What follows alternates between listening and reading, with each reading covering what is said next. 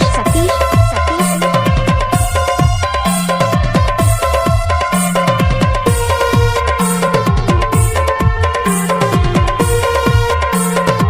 DJ Satish exclusive.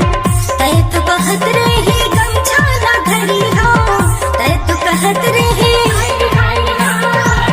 तै तो कहत रही गमछा ना धरी हो, तै तो कहत रही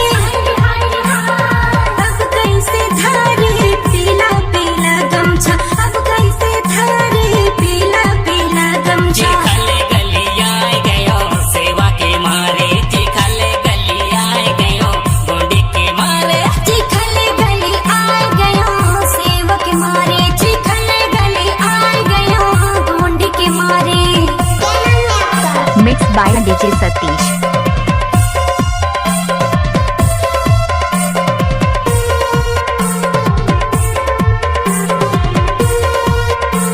DJ Satish exclusive.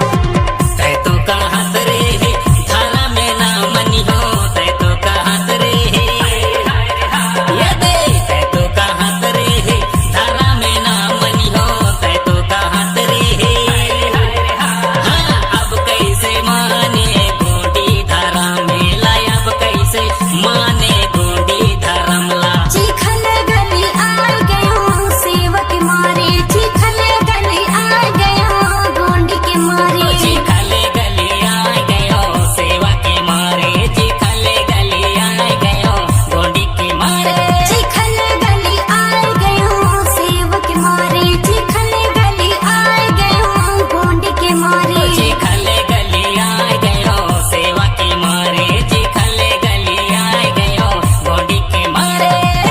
DJ Satish exclusive.